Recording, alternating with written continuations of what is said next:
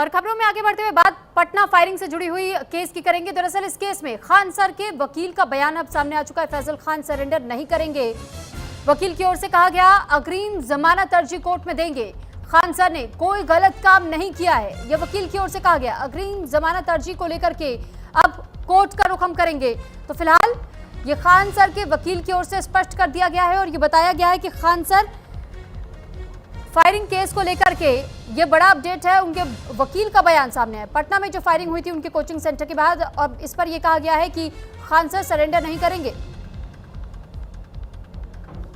तो बड़ी खबर इस वक्त आपको बता रहे, दरअसल आपको याद होगा कि पटना में किस तरीके से खान सर के कोचिंग सेंटर पर फायरिंग का मामला सामने आया था। हालांकि इस पूरे मामले में जैसे ही जांच की गई तो आगे ये स्पष्ट हुआ कि गार्ड की ओर से बताया गया कि खान सर के निर्देश पर ही जो कुछ हुआ सो हुआ। यानी सीधे सीधे गार्ड का ये कहना था कि खान सर की ओर से कहा गया था और ताकि वो अपने प्रतिद्वंदी पर यह आरोप मढ़ सके।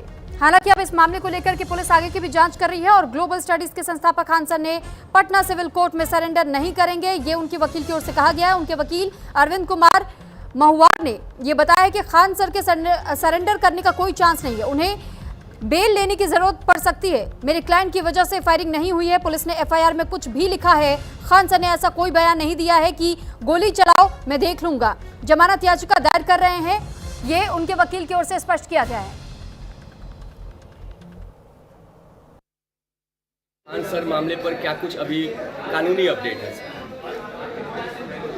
कानूनी अपडेट है कि उनके खिलाफ जो एफआईआर दर्ज किया गया है वो रिटेलिएशन में किया गया है, क्या कि उनके स्टाफ के द्वारा 2 तारीख को डायरेक्टर के खिलाफ केस किया गया था और जो भी वीडियो और फोटोग्राफ्स के आधार पर किया गया था वो गार्ड लोग थे जो सेफ्टी पर्पज से एयर फायरिंग किए थे। किसी को कोई इंजरी भी नहीं है, लेकिन थाना में जो एफआईआर किया गया है उसमें इनका नाम डिस्क्लोजर स्टेटमेंट में इंसर्ट कर दिया गया है।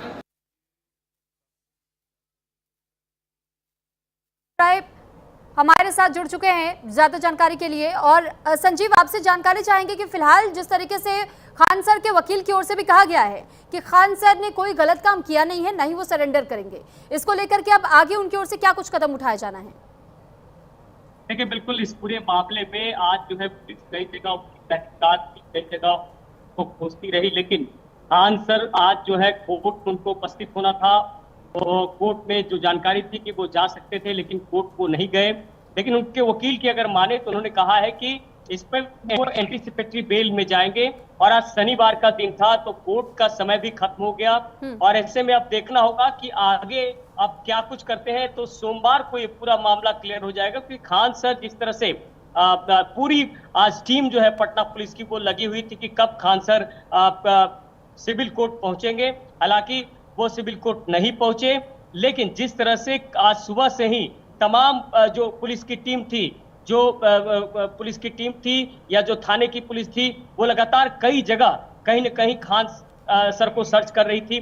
देखिए, खान सर का जो पूरा मामला है वो आर्म्स एक्ट का भी मामला आ गया है, उसके अलावा जो फायरिंग हुई वो मामले आए हैं और ये पूरा मामला जिस तरह से तूल पकड़ा था तो वैसे में पटना पुलिस की भी किरकिरी हो रही थी। और जिस तरह से खान सर खुद कह रहे थे कि अपराधियों का बोलबाला है कि उन पर हमला कर दिया है, उन्होंने बगल के इंस्टीट्यूट का हवाला दिया।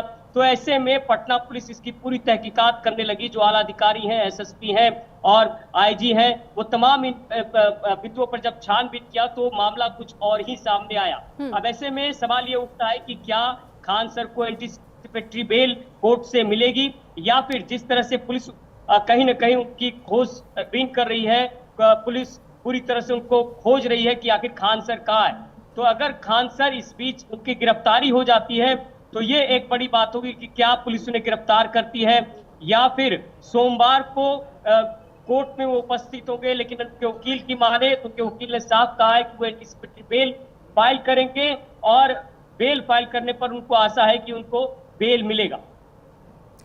ठीक है, साथ ही क्या खान सर की ओर से अब तक किसी प्रकार की कोई और अलग से टिप्पणी सोशल मीडिया साइट्स पर या उनकी ओर से किसी तरीके से अपने स्टूडेंट्स को कोई मैसेज पास ऑन किया गया हो?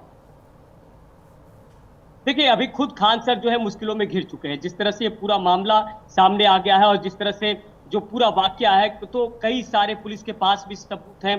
और जिस तरह से जो स्टूडेंट्स थे वो बार बार हंगामा कर रहे थे, पुलिस उनको समझाने की कोशिश कर रही थी, और उसके बाद खान सर का जो इंस्टीट्यूट है वो खचाखच, जिस तरह से हजारों की संख्या में स्टूडेंट्स थे। तो देखिए कई सारे जो है ना तत्व सामने आ चुके हैं। अब खान सर का अगला क्या कुछ बयान आता है, क्योंकि कोर्ट का समय तो खत्म हो गया।